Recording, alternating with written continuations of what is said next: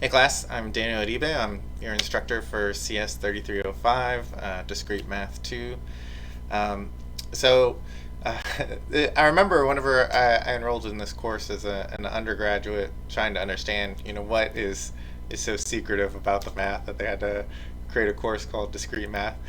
But it is in the sense of discrete in terms of quantities, discrete quantities rather than discretion. Um, so, so the math that we'll be studying is certainly meant to be shared by the broader world, um, but it covers a lot of ground. So the idea that we have this computer science class that covers mathematics, it tells you that it's going to kind of straddle both worlds. So we will touch on topics from pre-calculus, from calculus, from computer science and operating systems, and the discipline of software development as well. And so I'll do my best to introduce these in some sane manner. I'll do my best to help you along as much as I can. I will provide lecture notes. These lectures are themselves recorded. You'll be accessing them through a YouTube channel where they're archived, so you can always go back. The homeworks you'll be given a week to complete. Whenever you are given them, they'll be on a Thursday, and the exams you'll also be given a week to complete. And again, those will be take home, very free form. For both the exams and the homeworks, there'll be opportunity to get extra credit in every time that there's one provided. In terms of the homework, you'll be given a chance to get a 50-point bonus if you submit your work in LaTeX. And to sort of help you along, I will provide the problems themselves. I'll provide the text file that I use to generate the PDF that declares the problems, so that you can kind of fill in your own answers.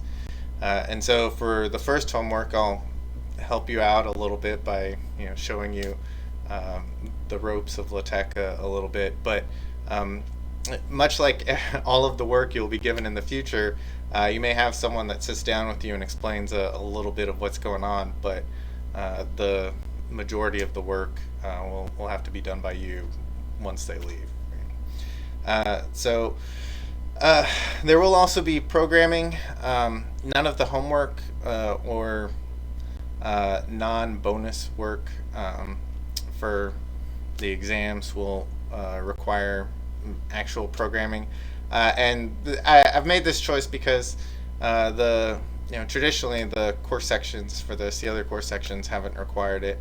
And I don't want you to be at a disadvantage by drawing my course section. But there will be several examples throughout the semester where, during the course of one of these recordings, I demonstrate some program to prove a point, or to show that some concept carries over from the calculus or pre-calculus work into the programming arena, and that it can be solved really easily through a very simple script or program. And then the extra credit that'll be available for exams will come in two forms. So in those cases, I will also provide the text file that declares the work to be done, so that you can get started on it. And if you submit your work in LaTeX in that format, then you'll be given a 5-point bonus, and there's always at least one bonus problem, and that'll also be worth 5 points. So there is a lot of opportunity to get a good grade in this class. I've had pretty good luck so far. So there is this balance where I want to make sure that I'm not making it too easy, so that you can get a really good grade. Hopefully you can get a really good grade with minimal effort, but I do insist that you try a little bit as well. Otherwise, you got the A, but you didn't learn anything. And as a teacher, that's kind of my nightmare, is that I passed you along without asking you to improve yourself at all. And in that case, I would consider that a failure for myself. So I'm not trying to make the course excessively hard, but in order to see some gain, some movement there needs to be an exertion of energy on your part. And if I don't require that, then I've let you down. Okay, so as far as the course material, we will be studying out of Rosen. It should be available in the bookstore or online if you want to order it online. I believe I'm working out of the 8th edition, but I don't teach from the textbook. However, the chapters and the material and the notes that I've created are very much drawn directly from the textbook, but as you'll see as the semester goes on, we kind of tread our own path here as well. Okay, so, but if you're working from the textbook, then the material we'll cover will be chapter 5, 7, 8, 9, 10, and 11. So induction and recursion, discrete probability, advanced counting, relations, graphs, and trees.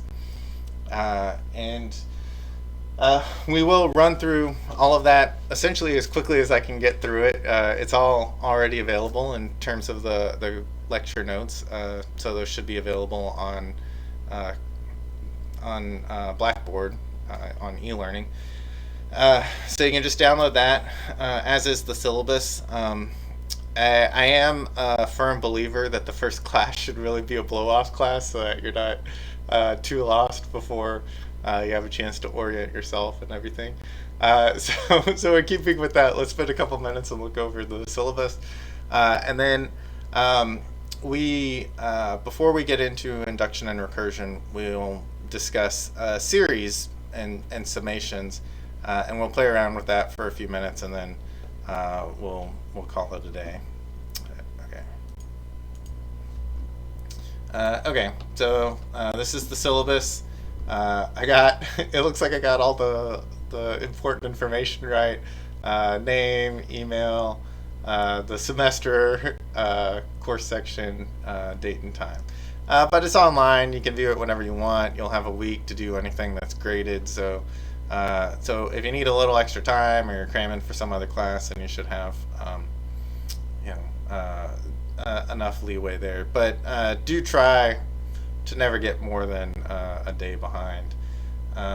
Okay, so course description, expectations.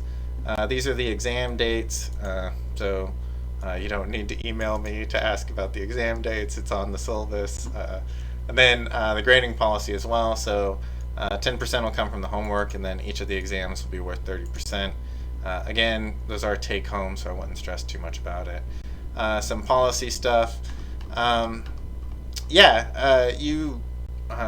imagine your grade will be pretty good if you put in a decent amount of effort. So what I really want you to focus on throughout the semester isn't so much your grade, because I believe it'll be there if you're working. And if you're struggling, definitely reach out and we can work on any concepts that you need. I know for myself and traditionally for other students, recurrence and induction are concepts that can cause a lot of trouble, proofs by induction. But aside from that, the rest of the material, a lot of it is just learning the definitions and the terms and the concepts associated with those definitions. And then from there, the theorems kind of flow naturally. You have to make sure that you're speaking the same language first. And so I'll work to get us on the same page in that regard as quickly as possible. And so these are the course notes that have been posted on e-learning. You can see it's broken down by chapter. I have a section at the end where I go over just techniques and tricks for constructing proofs, and the section before that I review concepts in computer science. We will start here this review of concepts of computer science, and forgive me, I'm not trying to give anyone a headache. I'm trying to find the start of this. Probably should have memorized the page number before, but that's fine. We'll do it live. Okay, so you're right, background concepts, there we go. So whenever we do start our lectures, so aside from today where we talk about series a little bit, we'll come here, we'll discuss some of the concepts in computer science in general that I feel will put us all on the same page. So that whenever we start, discussing programs and we start discussing some of the reasons that we, like whenever we get to advanced counting, some of the reasons that we're counting the cost of our loops and so forth, that we have, some common ground to stand on, so we all understand, why it is that there are limits to how much you can rely on hardware to solve the problem, and to some extent the limits that you can rely on software to solve the problem, and kind of where you have to decide on good enough versus perfect. But for most problems that you'll deal with for your first several years after you graduate and you get out in the professional world, you won't need to make that distinction between good enough and perfect. You'll just be working to get something that that works. But something, just a theme that I will come back to over and over again, is that if you want to perform your job well, you need to focus more on more than just getting it working. It doesn't have to be perfect all the time, but what you do need to strive for whenever you're developing software and writing code is to write something that's maintainable. So it's easy enough to construct this one-off program that proves some result to you. But if it's going to be code that is checked into a source code repository, then it needs to be readable. It needs to, have reasonable variable names, and it needs to be such that other people can come along and understand what it is you've done, why you're doing it, when it's okay to modify it, and when it's okay to delete it. So there is a lot of zombie code that just lives on in production code bases because no one's really sure what it does, and it takes a tremendous amount of effort in order to actually remove code from a source base. Okay, so we'll come back to this. We'll probably begin on this in the next lecture, which means your first homework won't be until next Thursday, so Thursday the 28th, I believe. Yeah. So you don't necessarily need to worry about that. So yeah, let's get on with it. Let's discuss series and summations and geometric series in particular, and then we'll call it a day. Okay.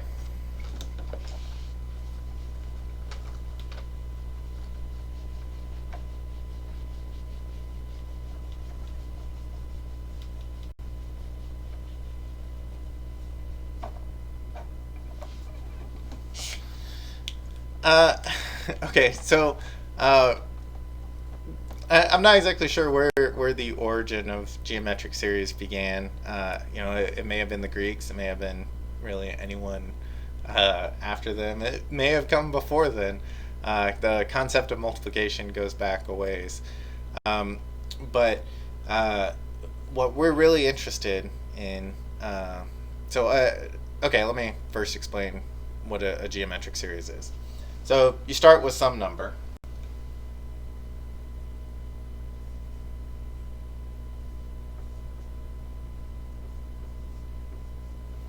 So you have some number, A0, which is a real number.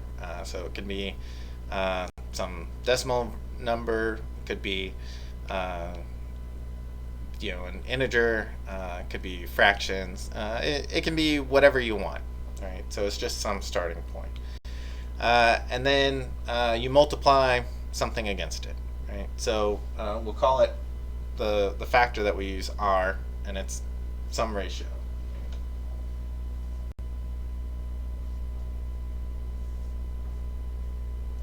Right, so we put that it's in Q, it has some quotient, so it's something of the form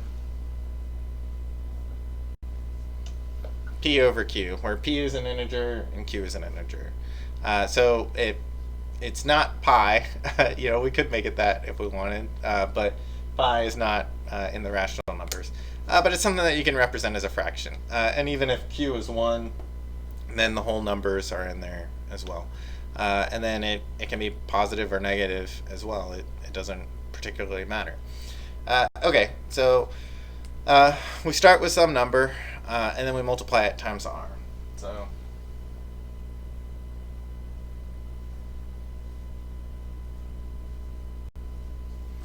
So far we have our beginning number. We have it whenever we've multiplied it with r. If we multiply the output by r again, then we get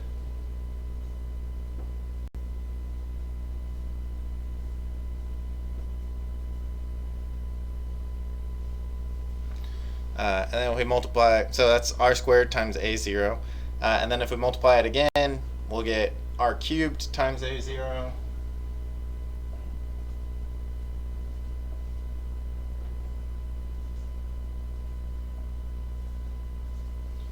And after n multiplications, where n is some whole number, we'll have r to the n times a0. So if r is 1, then every term in this sequence is the original number. So all we've ever done is multiply it by the identity, so nothing happened. And so every term in the sequence will be a0. If a0 is 0, then it doesn't matter what r is. Again, we've done nothing because all we did was multiply a bunch of numbers times 0, which, as a rule, if you only do that finitely many times, then it is still 0. So those are the cases where it's not particularly interesting, not a lot happens. I'll briefly mention what happens whenever you're multiplying times 1 in this series. Hold on, give me a second to deal with my cat, which is about to cause problems.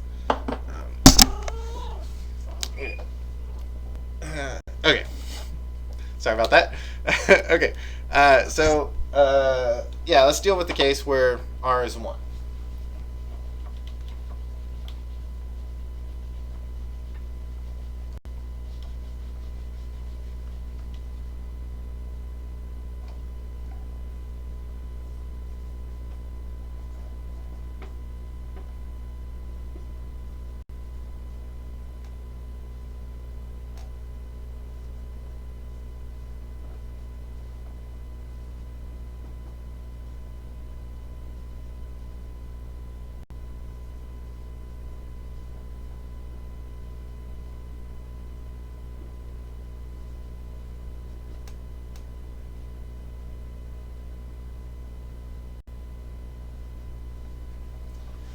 Okay, so I've done something a little bit different here.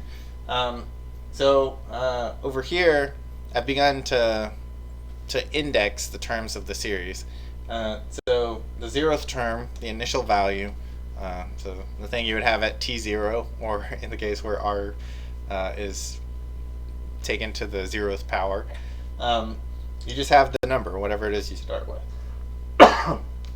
So that follows basically by definition. So whatever we define a0 to be, that's what we start with. A1, so now I'm doing kind of a bookkeeping thing where I have this index, this little subscript that keeps tally of where we are in the series. So after one operation, two operations, once I look into the books and I look at the nth element, then it'll have something of the form r to the n times a0. So again, whenever r is 1, then all of these are equal to a0. And so I can add them up. That's not a problem.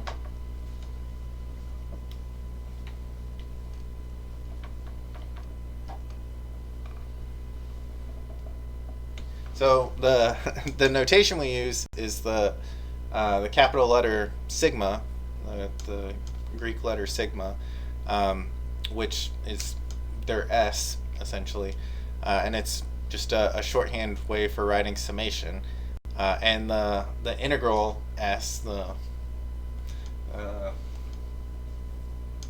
that is just another fancy way of indicating a summation. But it has special meaning behind it. Okay, our sum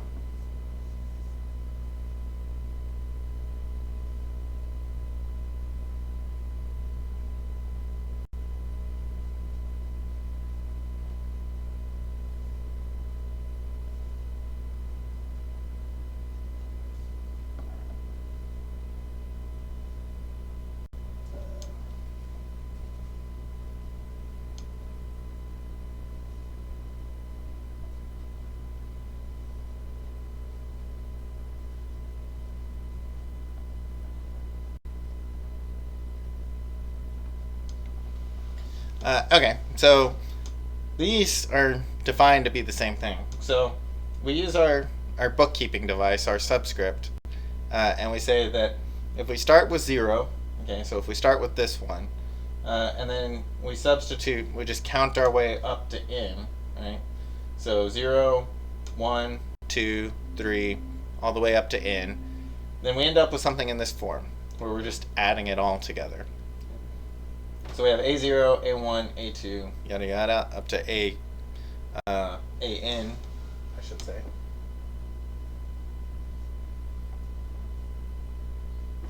And then we just make substitutions. So we have our series over here, and each one of these is assigned some value.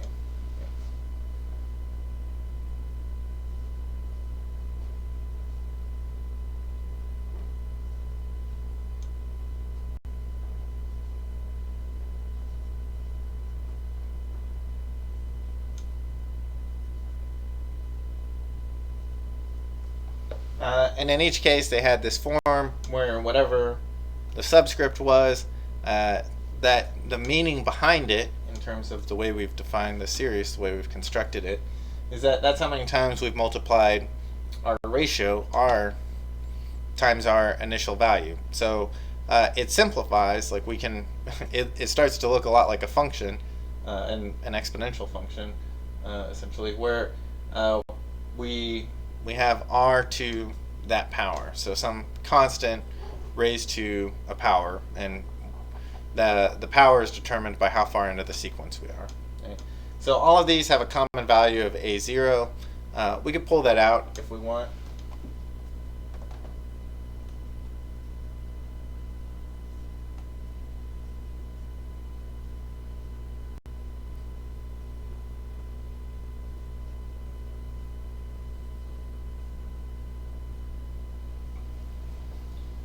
Okay, so we have A0 times this thing, which is 1 plus R squared, and so on, all the way up to plus R to the n. If we put x in here, this would look a lot like a polynomial. It would look a lot like a power series. But for now, for the way we've been given the problem, we actually have a value that we can plug in for R. It's just 1. So 1 is 1. R equal to 1 is 1. 1 squared is 1, so forth. So we have 1, 2, all the way up to n, and then the zeroth term. So we have n plus 1 ones.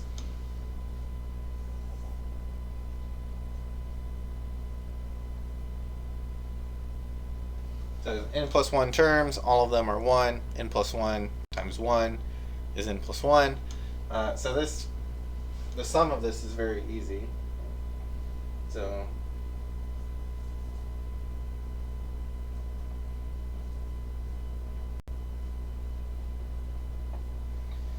okay, so that wasn't terribly interesting. So again, if A0 is 0, then the value of the series is 0. Otherwise, then the value of the sum, is 0. And if it's not, then it's whatever we started out with times n plus 1.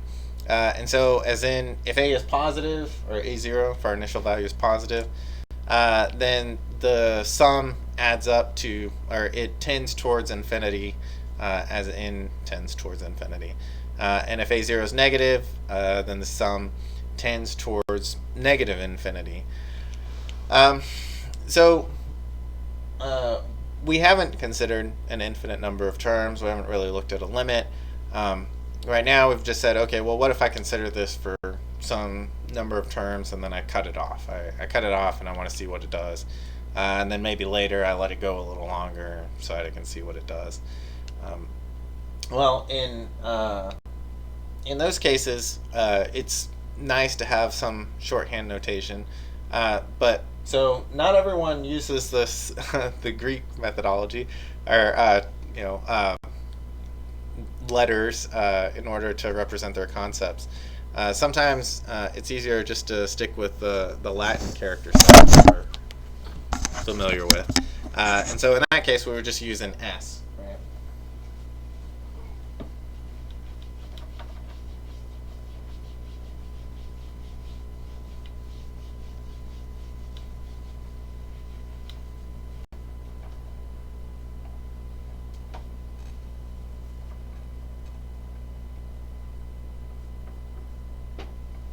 So let's change our value r to be 1/2. So we're going to multiply by a half each time because our sum, if we let it run on forever, it goes to infinity whenever it's 1. But if our ratio is 2 or anything larger than 1, then that'll also go off to infinity as n gets large. It'll just do it faster and faster depending on how you increase. But what happens if you use something that's less than 1? What happens then? So let's pick the ratio 1/2 and see what happens. And then we also saw that whenever we put everything together, we ended up with something of the form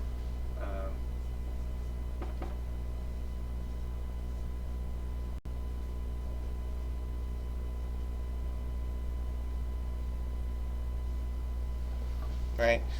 So we have this a0 that hangs out, it's our initial value. But really, regardless of what we pick, the story is told by this part over here. So we can simplify things. We can determine, convergence and what happens whenever you add this infinite number of terms together. We can figure that out without some initial value. If that sum is finite, then we can multiply that initial value and get a solution later. But if it's infinite or if it's 0, then it doesn't matter what we multiply by. We get either 0 or infinity in those cases, in the limiting case. So this, it's important for computing values, but it doesn't tell the story of the geometric series whenever you're dealing with R. So by convention, pretty regularly, we'll see this a0 get left off, and we'll really just focus on that part, right?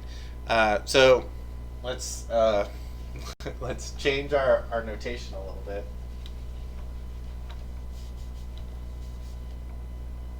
So now we'll start with an initial value of 1, so that we can just ignore the a0.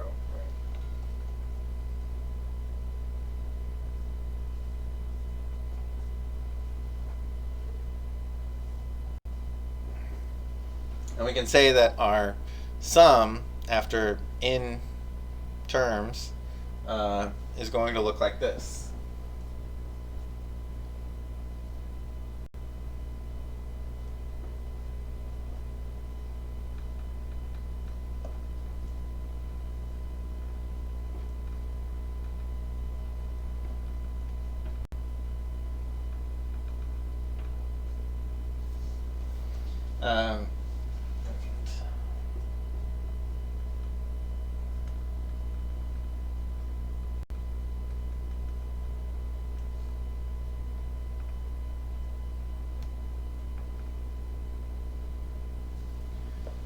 Okay, so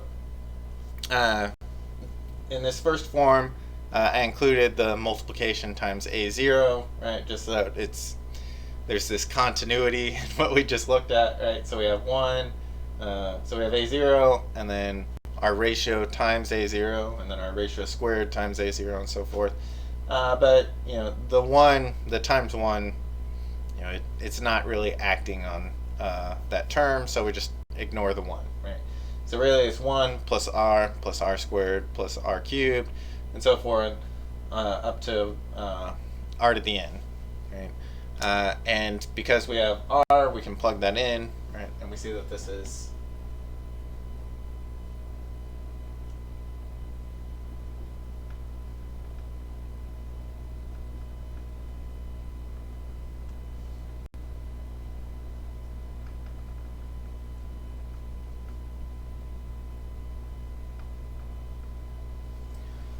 and so our sum is given by our partial sum, our sum over this infinite series truncated to just the first n terms of the series, or n plus 1 terms if you count a0, right? Is of this format. So it's 1 plus a half plus a quarter plus an eighth and so on, up to 1 over 2 to the n. And so, if you're not familiar with this sum, the limit as this goes to infinity is going to be 2. Right? And so, there's a few ways to show that, but the way that we'll use for now, because it lets us do something pretty cool here in a little bit, will be to just increase this by 1 term, right? So if we wanted s to the n plus 1,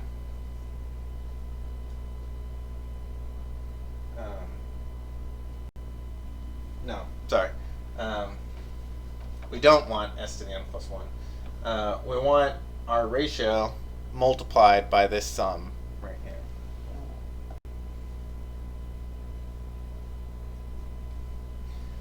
And in that case, we now have, it shifts the sequence by 1. So we have that this first one, or this 0th one, becomes 1/2 because it's our ratio times that.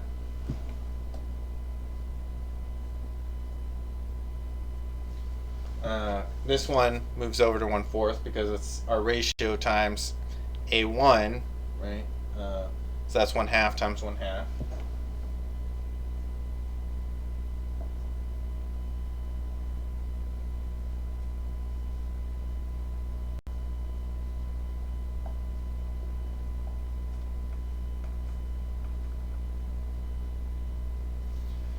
And so instead of going from 1 to 1 over 2 to the n, we have 1/2 up to 1 over 2 to the n plus 1. And so it's all of the same values. If you look, this one was what is now our a0 term in this sequence, r times Sn, right, was previously a1, our a1 term was previously a2, and so forth.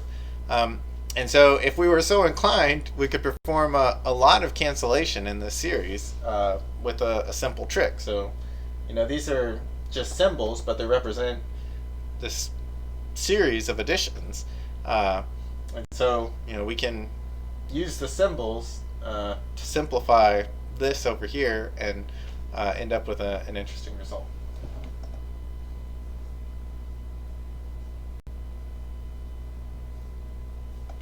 So symbolically, if we take Sn and we subtract r times Sn, so a series, and then we subtract the ratio that we used to generate that series times that series, then we get the difference between the original series and this shifted series.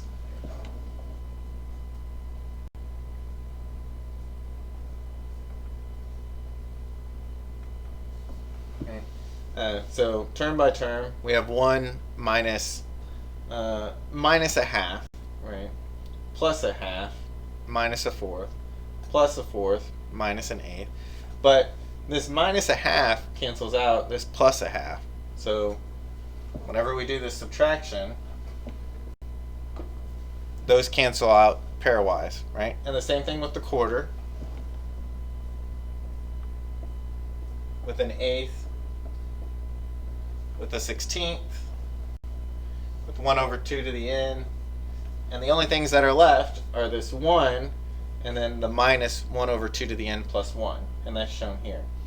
And so, well, this, each of these had a value. This Sn had a value, and it's the same thing. And because it has a value, it's not 0, it's not infinity, we can manipulate it algebraically. So we can just strip that out of there.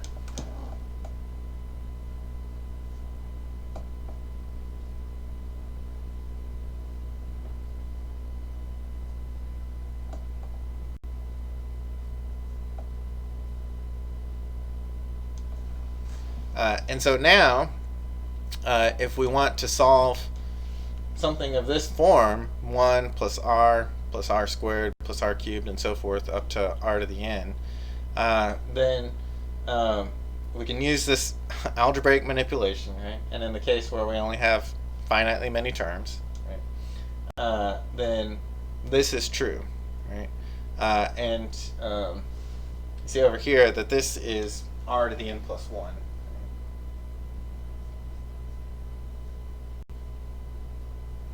So this part, so far, what we've written is true essentially regardless of what r is, so long as r is not equal to 1, I think, then this holds, right? Whether it's larger than 1, whether it's between 0 and 1, whether it's negative or positive, it holds. So the trick we're about to see, though, is that you can get these finite values for these infinite summations by passing to the limit. Right? So if we move this part over here, right, so long as r is not 1, then this is not 0. Right? And we get a value for our sum.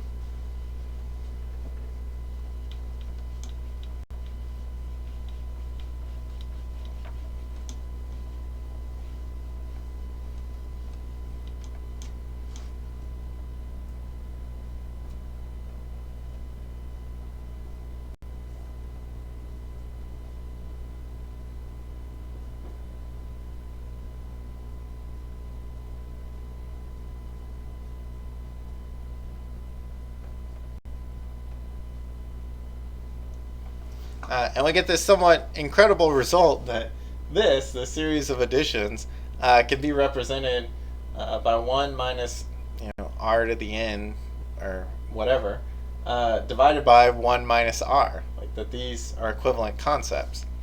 And so if we go to the limit, so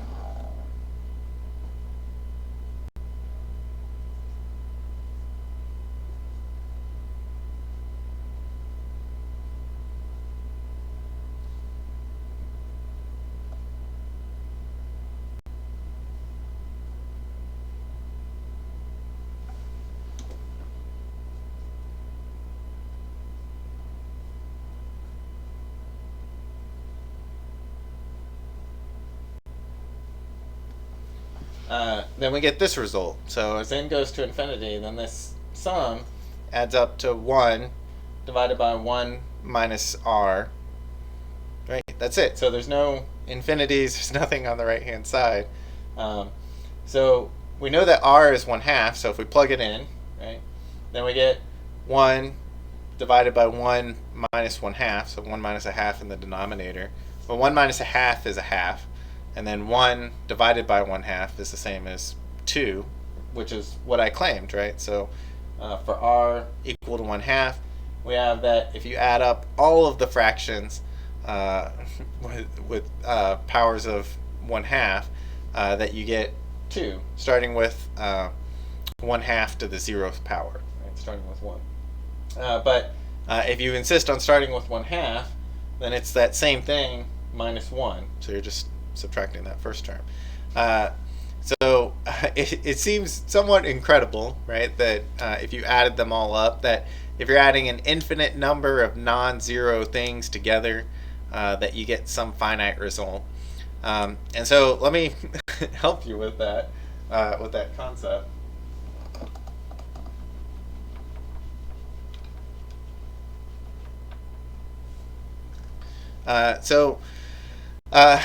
Consider the power series. Okay, so yeah. So consider r equal to 1/10.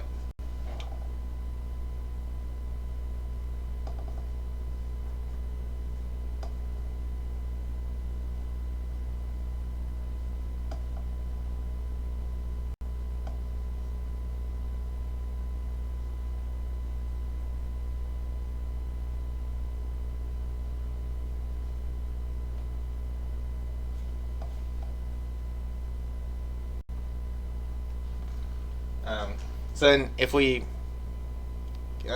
throw out this first term, right? So we're not doing our series summation yet because we're not multiplying by a0 just yet. Then we have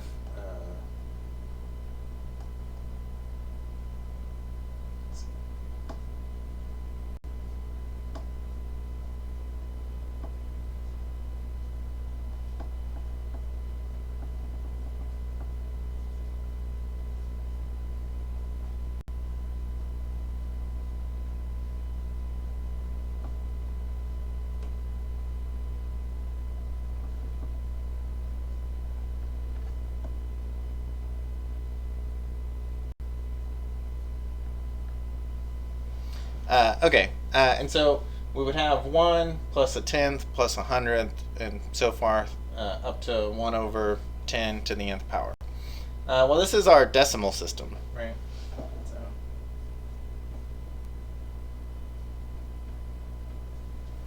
So 1 plus a tenth plus a hundredth and so forth. So this is pretty familiar. So the idea, if we just have this, trailing series of numbers, of non-zero numbers, that it doesn't necessarily add up to anything bigger, is already pretty familiar to us. So the way we represent a third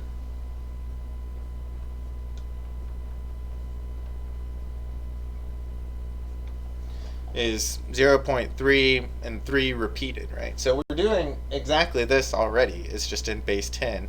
And so that's familiar with us. We've come to terms with it a long time ago that you can never quite represent some numbers in the decimal system.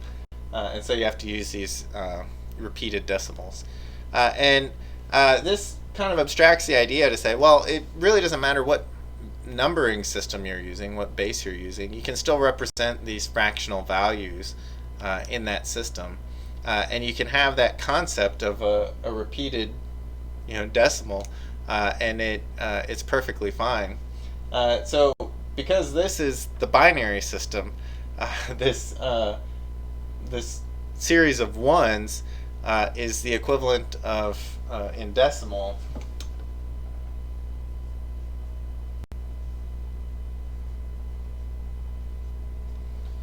if you added up an infinite series of nines, so 9 tenths plus 9 hundredths plus 9 thousandths and so forth, if you carried that 9 on forever, well, that's the same thing as 1.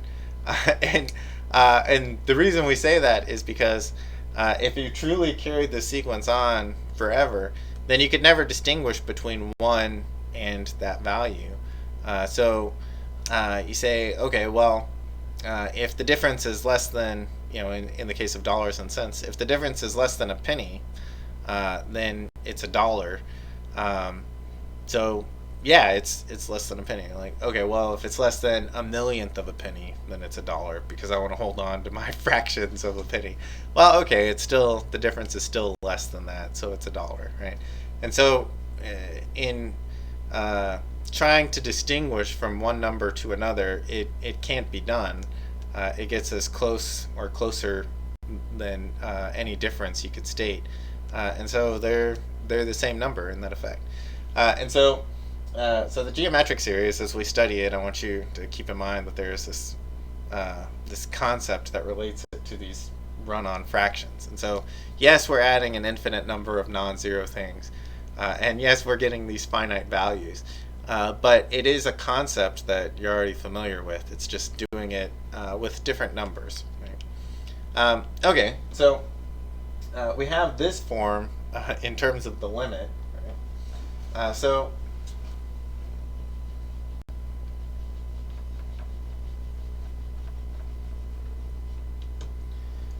whenever we talk about adding up an infinite number of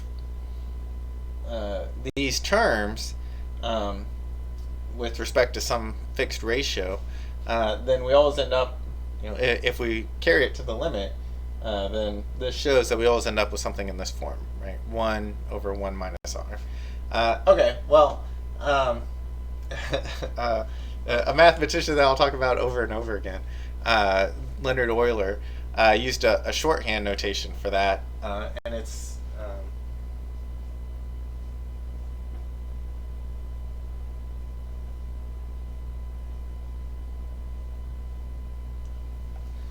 and it's 1 minus r to the minus 1. So it's just the reciprocal of that. And I want you to keep in mind that this has a fixed value. So this is just, in this case, it's 2. Right? But it has a real value. Okay, so what if we wanted to skip the odd powers of r, right? And we wanted to take just the squares. What would that look like? So we want our ratio to be r squared now,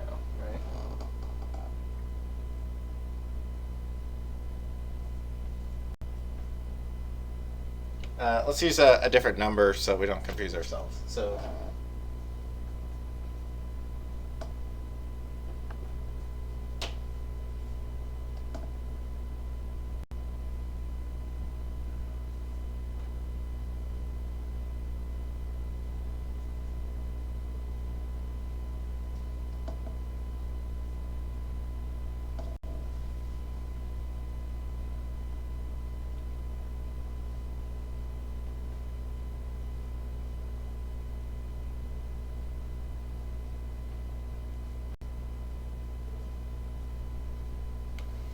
right? So we go from 1 to r squared to r to the 4th and so forth to r to the 2n, and then s or r squared, whatever you prefer.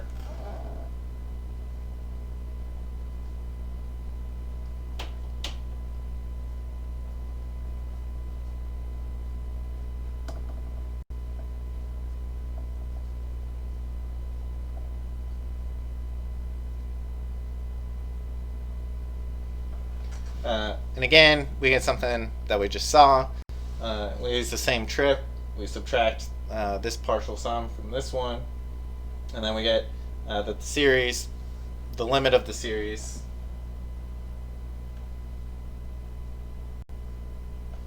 you see that? Yeah.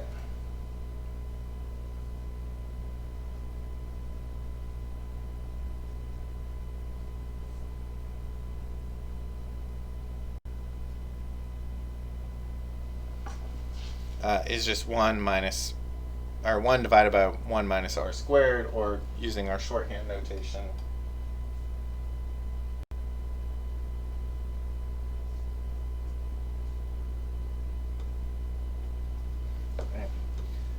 Okay, so I think that's a pretty cool result, that it has this this dual meaning. So this is a straightforward computation. So if you wanted to know the value of this, you just plug in r and you carry out the results, right? So 1 minus a quarter is 3/4, and then 1 over 3/4 is 4/3. And so this, this has a readily computable value. And it's equivalent to this infinite summation, right? This 1 plus r squared plus r to the 4th, and so on. And so you can get these infinite sums rather easily. So then, can we get, like, what what can we do with this? How can we play with this? And so one of the questions that has been asked is, like, how how do we get the sums of the primes and the squares of the primes and so forth, and what does it mean whenever we start combining these sums? So let's do the elementary case first. So let's pick two ratios and multiply them together, and instead of leaving it in r, I'm going to plug in the numbers so that we see what's happening.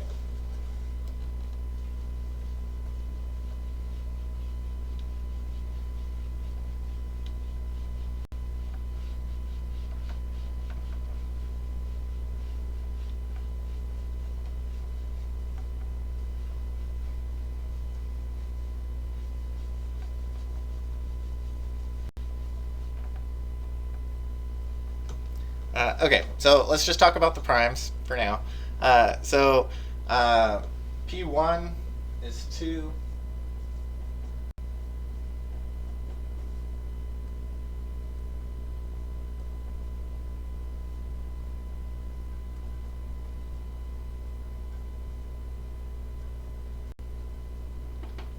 And so forth, right? So the first prime is 2, the second prime is 3, and the third prime is 5, and so on. Right? So let's use our interchangeable series notation, right? So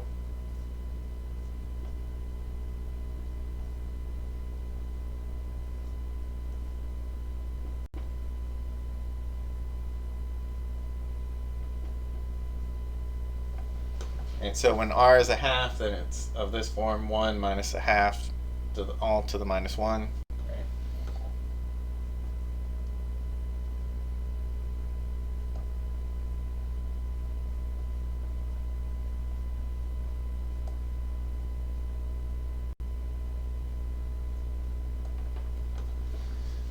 So it starts with 1, and then we add in all of the powers of 1/2, just beginning with, or if you want, all of the powers of 1/2, beginning with 0, and then going to minus infinity.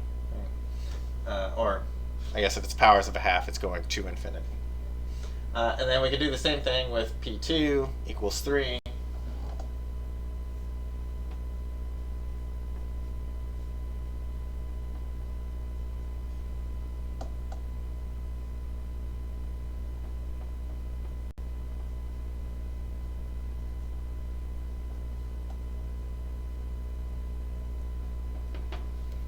and so forth, and carrying on.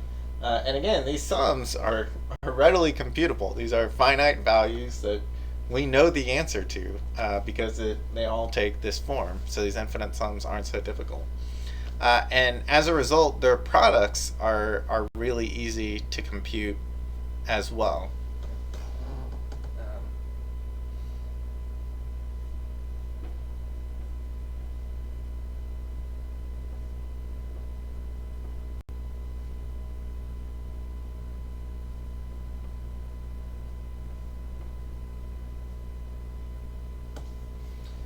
And so it's the it's their product will be done through FOIL fashion, right? First, outer, inner, last, or whatever. But you have to carry it out with every possible combination of these. So it's all of the powers from our original series, right? Because 1 times this series is going to give you all of these terms, and 1 times this series is going to give you all of these terms. In particular, 1 times 1 is also going to be there. So we have 1, and then we have 1, and then we have a half because I was in the first series, and we have a third, and then a fourth.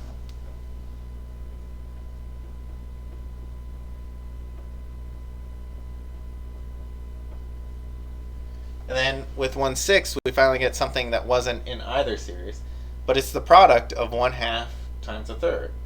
And then we get an eighth because I was in the first series.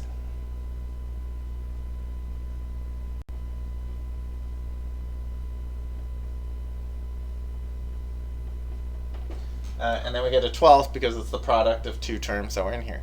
And so we get all of the powers of 1/2, all of the powers of a third, and then all of the composites that are combinations of some power of a half times some power of a third, right? So this product, this innocuous product, has this interpretation in terms of these sums of rational numbers that is a perfectly valid way of looking at this product, and it's completely non-intuitive. You wouldn't expect this to have any significance like this, and so you could be asked this extremely difficult question of what is this sum of all of the powers of a half plus the powers of a third plus the powers of or the product of some power of 2 times some power of 3, the reciprocal of those values, right? And so in that sense, it's easier to compute this sum using this product than it is to even represent the sum, right? Because it's you end up trying to chase down these values and figure out the right order and everything. And so conceptually, that's what this represents. And so, again, computing this sum is very straightforward. You just plug in 2 numbers over here and you multiply them together, and you get some finite value. So how many of these would we have to multiply together to get something over here that doesn't add up to a finite value? A finite number of multiplications of finite non-zero values is going to again be a finite number. So we need an infinite number of these in order to get something that goes off to infinity. But as we'll see, that's not always enough to actually get the whole thing to diverge to infinity. So the smallest such case, and we'll start the other way.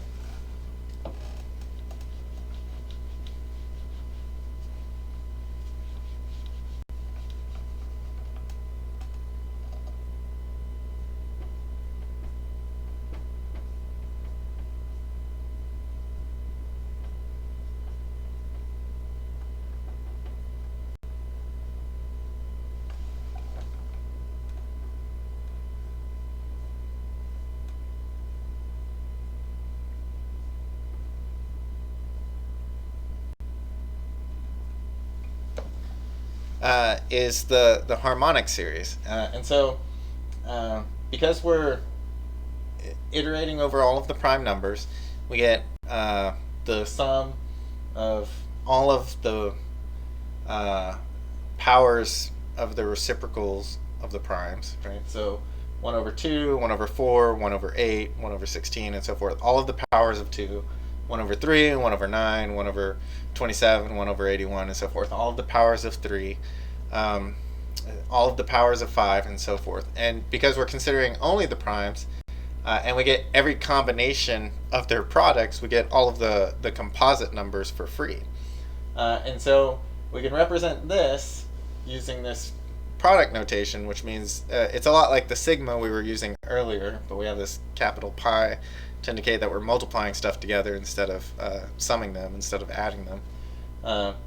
So over all of the prime numbers, then that product, we finally have something that's an infinite number of values larger than 1 multiplied together. Goes off to infinity in this case, right? But something that we'll see a little later in the semester, I'll show you why this is so. We can still have something, we can multiply an infinite number of values together that's larger than 1 and not have it go off to infinity. And the reason is essentially the same reason that we could add an infinite number of values larger than 0 together and not go off to infinity. Right? So I'll tell you now that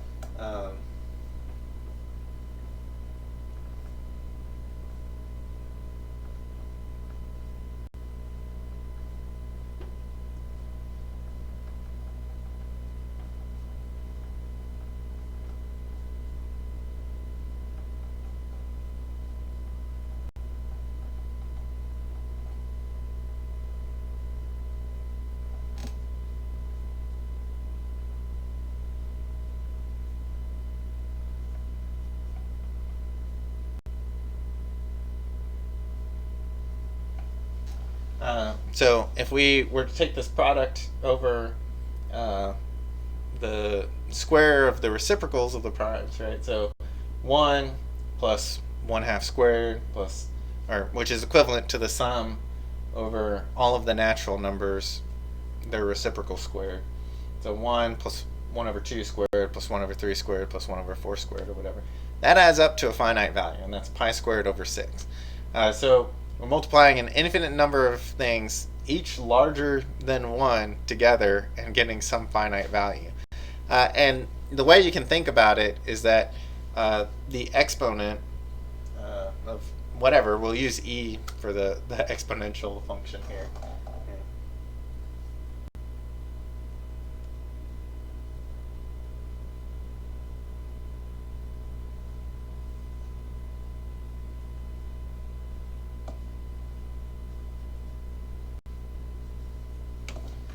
And so essentially, e to the k is less than infinity whenever k is less than infinity.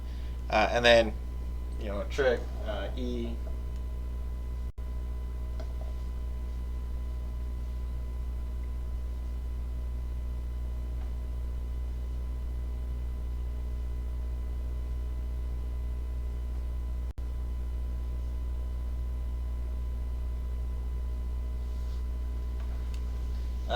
and so a to the b can be written as e to some power by using this identity operation. E to the natural log of something is the same as that something, right? So e to the natural log of a to the b is the same as this, and that's the same as e to the b times the natural log. Right? So the reason we would use that is that now we can represent this product as a sum.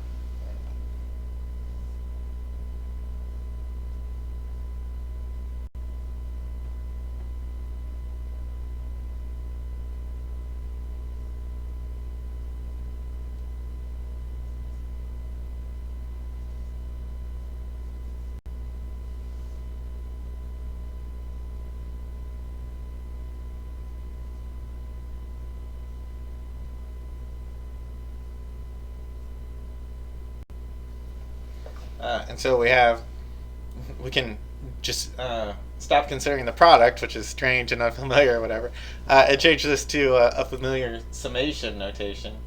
And if the terms shrink fast enough, essentially, then it adds up to some finite value. And so we'll show a little later on that the harmonic series, this one, where we add up the sum of all of the reciprocals of the natural numbers, we'll see that that goes off to infinity. And that is the smallest such case where that happens, right? So if we flip these and we have 1 plus 2 plus 3 plus 4, that also goes off to infinity. It grows unbounded. But we'll see through some study and analysis that this is the smallest such version of this of these power series that goes off to infinity. And if you have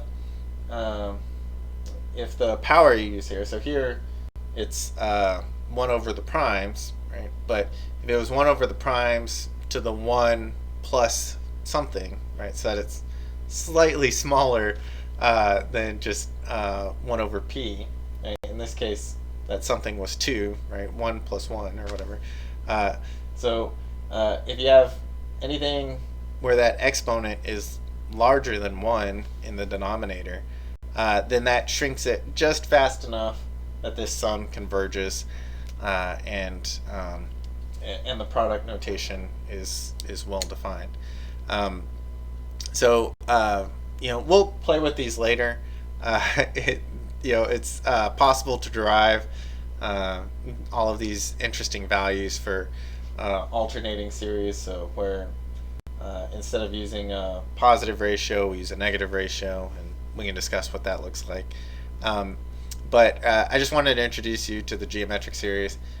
We'll have to come back to this. I want to go over the background concepts, and then we'll run through the notes. Then we'll do the notes on how to prove things, and that is it is not the exact science I think all of us would wish it to be. You develop a bag of tricks of sorts, and then you borrow from that where you can. You draw inspiration where you can, but it's not always going to be this ready-made thing to prove a result whenever you want it. But we try and learn as much as we can whenever we're doing that, and hopefully something will spark the right something that leads to a definitive result. Okay, so that's it. Have a great first week, and I will see you all on Thursday.